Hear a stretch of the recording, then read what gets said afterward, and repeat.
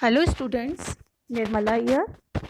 We will study about the second part of the rise of nationalism in Europe, the French Revolution and the idea of nationalism.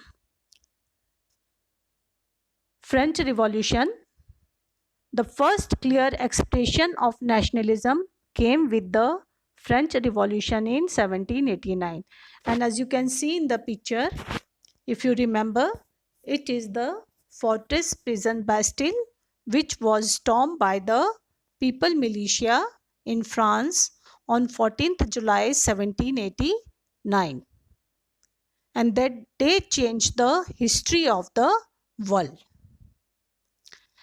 The political and constitutional changes that came in the wake of the French Revolution. Due to French Revolution, whatever the political and constitutional changes came, they led to the transfer of sovereignty, means political independence, from the monarchy to a body of French citizens. At that time, in France, there was a state general. It elected the body of by the body of the active citizens. Active citizens, men above the 25 years of age, who paid taxes up to the wages of 3 days of daily wages, and they renamed the State General as the National Assembly. Here you can see, this is the picture of tennis court oath which National Assembly took. A centralized administrative system was put in place and it formulated uniform laws for all citizens within its territory. Before that, there were no uniform laws in the France that you have already studied.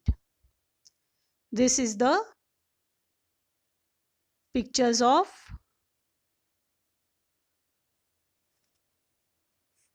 French Revolution. A new French flag, the tricolor, was chosen to replace the former royal standard. And this is the picture of tablet. Here the fairy sitting, and this is Marianne, the female figure of liberty. New hymns were composed, oaths taken, and martyrs commemorated, all in the name of the nation. The ideas of La Patrie, the fatherland, and Le Citoyen, the citizen, emphasize the notion means idea of a united community enjoying equal rights under a constitution. Regional dialects were discouraged, and French, as it was spoken and written in Paris, became the common language of the nation. We know that there are different common dialects the people speak in the region they are living. Internal custom duties and dues were abolished. Always there are duties, taxes charged, and a uniform system of weight and measures was adopted. The revolutionaries further declared that it was the mission and the destiny of the French nation to liberate the people of Europe from despotism. Now, these are the two people who helped general people of France for the or in the revolution. This is Abicius and this is Mirabeau that you have studied earlier in the 9th class in the French Revolution. Students and other members of educated middle classes began setting up Jacobin clubs. That there was a club of common people,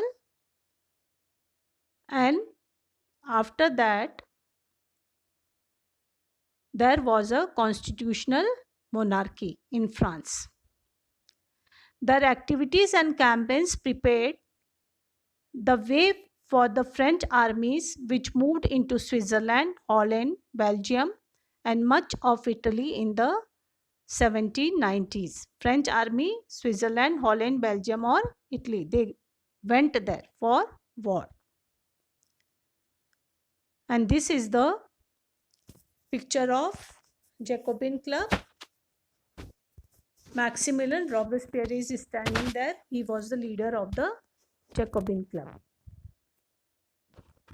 With the outbreak of the Revolutionary Wars, the French armies began to carry the idea of nationalism abroad.